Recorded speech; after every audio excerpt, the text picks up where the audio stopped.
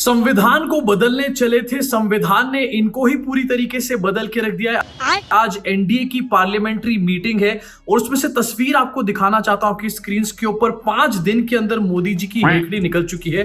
5 साल में आखिरकार मोदी जी का क्या होगा। संविधान की किताब को मोदी जी यहां पर अपने माथे से लगा रहे हैं। सोचिए, यही लोग वो हैं जो संविधान को बदलने की बातें कर रहे थे, इस टाइम पर खुद की पुंगी बच चुकी है और करो ऐसी ऐसी हरकतें। इसके अलावा आपको दिखाना चाहता हूं एक और वीडियो जहां पर इस पूरी मीटिंग में मोदी जी का जब जिक्र किया गया, नाम लिया गया, तो सब लोग तालियां बजा रहे थे। लेकिन नितिन गडकरी को एक बार ध्यान से देखो भैया, नितिन गडकरी यहां पर तालियां ही नहीं बजा रहे हैं। दिस क्लियरली शोज कि आरएसएस इस टाइम पर मोदी जी से कितनी ज्यादा नाराज हो चुकी है और मोदी जी का जो कालापन है ना चेहरे का, उसका बहुत बड़ा रीजन ये भी है। इसी के साथ एनडीए की इसी मीटिंग में नीतीश कुमार ने ये बोला है कि अब वो मोदी जी के साथ हमेशा रहेंगे। अब ये बात मोदी जी के लिए बहुत अच्छी बात है या फिर टेंशन की बात है? मोदी जी को टेंशन हो गई होगी ये बात सुनकर के, जरा सुनिए इसको। सब लोग बहुत अच्छे ढंग से अपनी बात कर रहे हैं, तो सब लोग ठीक है, हम मिल करके सब लोग चलेंगे और हम लोग पूरा आपके साथ रहेंगे और आप पूरे बड़े सबके बीच में मैं आपका ध्यान डालना चाहता हूं यहाँ पर चंद्रा बाबू नायडू के ऊपर। अपने स्क्रीन पर इस वीडियो को देखिए। चंद्रा बाबू नायडू ऐसा लग रहा है यहाँ पर बॉस बन चुके हैं पूरी तरीके से, और नरेंद्र मोदी द विश्व गुरु, द महामानव, the what ever it is, यहाँ पर पूरी तरीके से साइडलाइन हो चुके हैं। यहाँ पर चंद्रा बाबू नायडू का ऐसा लग रहा है राइट हैंड बैठा हुआ है। वैसे कुछ भक्तों को याद नहीं होगा, लेकिन याद दिला देना चाहता हूँ, चंद्रा बाबू नायडू ने इलेक्शन के दौरान एक स्टेटमेंट दिया था, मोदी जी की बातों से बिल्कुल परे था। इसको ध्यान से देख लीजिए। आंध्र प्रदेश में एनडीए की सरकार बनने के बाद हज यात्रा के लिए मुस्लिम तीर्थयात्रियों को 1 लाख रुपए की मदद दी जाएगी। मतलब मोदी जी जहां पर एक तरफ कह रहे थे कि कांग्रेस आ गई तो आपका सोना ले लेंगे और उसके बाद मुसलमानों को दे देंगे, आपकी प्रॉपर्टी ले लेंगे, फिर मुसलमानों को दे देंगे, आपकी भैंस चुरा लेंगे।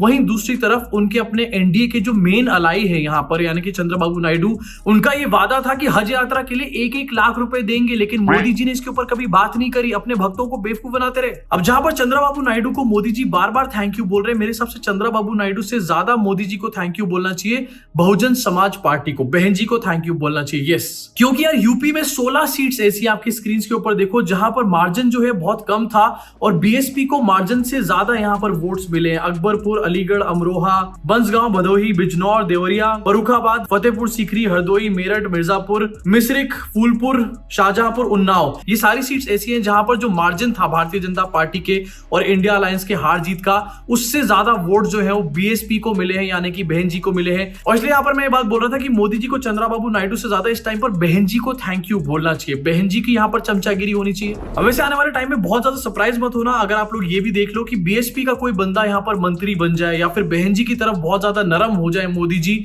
ऐसा भी हो सकता है। और ये चीज पहले से स्क्रिप्टेड भी हो सकती है। मतलब हो सकता है सुनने में बहुत लोगों को बुरा लगे, लेकिन बीएसपी ने भी अपने वोटर्स के साथ बहुत तगड़ा यहाँ पर स्कैम कर दिया है। और बात करना चाहूंगा कंगना दीदी के बारे में। यस, ये भी एक बहुत बड़ी स्कैमस्टर ही इनको मान लो।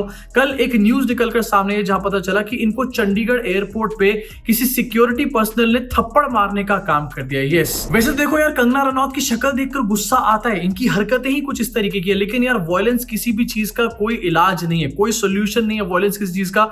और मेरे हिसाब से यार वायलेंस पूरी तरीके से गलत है। कंगना बजा है कहीं दूर, खन खन खन खन। सोशल मीडिया पे यही बातें चल रही हैं, कंगना बजा है कहीं दूर, खन खन खन खन। भाई इतनी ज्यादा बेइज्जती एक थप्पड़ के ऊपर किसी की नहीं हुई होगी शायद आज तक। वैसे आपको दिखाना चाहता हूं कि स्क्रीन के ऊपर कंगना रनौत की एक फोटो भी उसके बाद काफी ज्यादा ट्रेंड कर रही है सोशल मीडिया पे, जहां पर इनका गाल जो है उसके ऊपर चांटे के निशान पड़ चुके हैं। लाल इनका गाल हल्का सा हो चुका है। अब ये चांटे के निशान है, ब्लश के निशान, इसकी मैं पुष्टि यहाँ पर नहीं कर सकता। इनफैक्ट इसके साथ कंगना दीदी भी यहाँ पर नहीं कह रही है कि उनको चांटा पड़ा है, उनकी लैंग्वेज में उनको हिट किया गया फेस के ऊपर। यस, नमस्ते दोस्तों, मुझे बहुत ज़्यादा फ़ोन कॉल्स आ रहे हैं, मीडिया के भी और मेरे शुभचिंतकों के भी।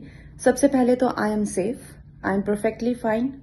आज चंडीगढ़ एयरपोर्ट पे जो हादसा हुआ वो सिक्योरिटी चेक के साथ में हुआ। वहाँ पे मैं सिक्योरिटी चेक करके जैसे ही निकली तो दूसरे कैबिन में जो महिला थी, जो सुरक्षा कर्मचारी थी सीआईएसएफ की, उन्होंने उनके पास या उनको क्रॉस करने का इंतज़ार किया और साइड से आकर जो है मुझे मेरे फेस पे हिट किया और गालियां देने लगी। और जब मैंने उनको पूछा कि उन्होंने ऐसा क्यों किया, तो उन्होंने कहा कि वो फार्मर्स प्रोटेस्ट को जो है वो सपोर्ट करती हैं।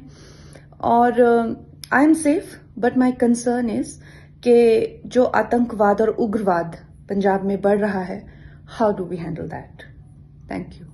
आतंकवाद और उग्रवाद, अभी भी कंगना दीदी को अकल नहीं आई। और ये क्या होता है भैया, फेस पे हिट किया है, फेस वहीं से छुपाने का बार बार काम किया जा रहा है। तमाचा पड़ा है कंगना दीदी, तमाचा कहते हैं इसको। वैसे दूसरी तरफ आपको सुनाना चाहूंगा कि वो जो सीआईएसएफ की जवान है उनको तो इस टाइम पर सस्पेंड कर दिया, लेकिन एक्चुअली उनका क्या पक्ष था इस पूरे मैटर के ऊपर, उसको भी एक बार सुनना यहाँ पर बहुत जरूरी है। अगर किसी की माँ को गाली दी जाए तो यार गुस्सा तो आता ही है। मेरी माँ बैठी उस टाइम जब इसने बयान दिया था।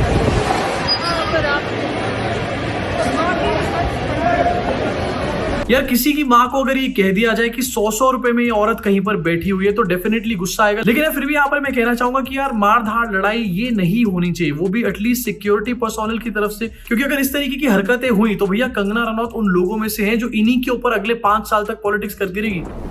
मैं तो इनको कहती हूँ, पहाड़ी इंसान लड़कियों में जितना दम है, अगर यहाँ ये जितने भी चंपू दिखे, ऐसा एक पहाड़ी थप्पड़ पड़ेगा, पहाड़ी चपेट अगर इनको पड़ गई तो ये सब भूल जाएंगे। पहाड़ी चपेट, पहाड़ी थप्पड़ मारने कंगना दीदी यहाँ पर निकली थी, खुद ही को चपेट पड़ गया। इतनी बातें नहीं करनी चाहिए कंगना दीदी। अब इसके आगे बढ़ना चाहता हूँ, बात करना चाहता हूँ फिर से मोदी जी के बारे में, उनके कपड़े जो हैं उसके बारे में बात करना चाहता हूँ, क्योंकि वो चेंज नहीं हो रहे हैं। पहले तो रोज दिन में 4-4 बार कपड़े चेंज होते थे, अब सुबह से शाम तक एक ही कपड़े पहन के मोदी जी यहाँ पर घूम रहे हैं। ऐसा लग रहा है फैशन डिजाइनर मोदी जी का छुट्टी पे जा चुका है। आपको दिखाना चाहूंगा, आपकी स्क्रीन के ऊपर कल की ये तस्वीरें हैं जहां पर मोदी जी की अलग अलग जगहों पर मीटिंग थी, लेकिन मोदी जी एक ही हरी जैकेट में हर जगह यहाँ पर नजर आए। और यार ये क्या मतलब, मोदी जी के चेहरे पर ऐसी मायूसी, ऐसा लग रहा है चंद्रा बाबू नायडू ने अभी से ही यहाँ पर डांटना शुरू कर दिया मोदी जी को। इनफैक्ट मोदी जी ने यहाँ पर एक पेड़ लगाने की भी ड्राइव चलाई, उसमें मोदी जी अकेले नजर नहीं आ रहे हैं। अपनी स्क्रीन पर आप देख सकते हो दिल्ली के एजी यहाँ पर नजर आ रहे हैं मोदी जी के साथ फ्रेम में। पहले आपको अच्छे से याद होगा कि मोदी जी जहां खड़े होते थे वहां पर कोई भी नजर नहीं आता था, मोदी जी और कैमरे के बीच में कोई नहीं आता था, लेकिन यहाँ पर मोदी जी और कैमरे के बीच में ही लोग आ रहे हैं अब तो। चलो यार, कम से कम मोदी जी का एक घटिया फैंसी ड्रेस कंपटीशन तो यहाँ पर जाके खत्म हुआ। इसके अलावा एक और बहुत काम की न्यूज आपको दिखाना चाहता हूँ आपकी स्क्रीन के ऊपर। बहुत ही जल्द मोदी जी की स्वेरिंग इन सेरेमनी होने वाली है और उसमें ये पता चला है कि मालदीव्स के प्रेसिडेंट को इनवाइट किया गया है। यस, मालदीव्स के प्रेसिडेंट को इनवाइट किया गया मोदी जी की स्वेरिंग इन में। और यहाँ पर भक्तों से बकायदा एक टूल किट चलाया गया था कि बॉयकॉट मालदीव्स, मालदीव्स जाने की जरूरत नहीं है, अगर आपने टिकट करा रखी है उसको भी कैंसिल करा दो। और आज वही मोदी जी मालदीव्स के प्रेसिडेंट को यहाँ पर बुला रहे हैं। और अगर सेम चीज कोई और कर देता तो यहाँ पर मोदी जी इसको माइनॉरिटी अपीजमेंट बोल देते हैं। एक्चुअली मोदी जी के साथ बहुत ही यहाँ पर बड़ा खेला हो चुका है। मोदी जी ने माइनॉरिटी अपीजमेंट कर करके यहाँ पर वोट बटोरने की कोशिश तो करी, वोट तो मिले नहीं, अब खुद यहाँ पर माइनॉरिटी अपीजमेंट करना पड़ रहा है। क्या बुरे दिन आ चुके हैं मोदी जी के। इसके अलावा जाते जाते जरा इंटरनेशनल डंका भी कुछ और आपको दिखा देना चाहता हूं। न्यूयॉर्क टाइम्स में एक खबर छपी है जहां लिखा है कि Narendra Modi fail to earth after making it all about himself, यानी कि मोदी जी अपने बारे में बात करते करते जमीन पर आके धड़ाम से गिर चुके हैं। भक्तों जरा बजाओ ताली, इंटरनेशनल डंका बज रहा है। अब देखो यार, सिंपल सी बात है, जो लोग एक्चुअली में न्यूज पढ़ रहे थे उनको पता था कि कोई डंका यहाँ पर नहीं बज रहा था मोदी जी का। जो लोग सिर्फ गोदी मीडिया देखते थे उनके हिसाब से यहाँ पर बहुत तगड़े डंके बज रहे थे, लेकिन डंकों की सच्चाई जो है वो वक्त रहते हुए सामने आई चुकी है। और हाँ, जाते जाते जरा मोदी जी की इस हालत के ऊपर अपनी भड़ास को जरूर निकाल के जाना। भैया बुरी हालत इस टाइम पर हो चुकी है, चेहरा काला पड़ चुका है। कहीं ऐसा ना हो कि आने वाले टाइम में मोदी जी को आरएसएस के लोग ही यहां से हटा दे। तो आपका क्या सोचना है इस बारे में नीचे कमेंट सेक्शन में अपनी भड़ास को जरूर निकालना। मैं आपसे मुलाकात करूंगा इस चैनल के अगले वीडियो।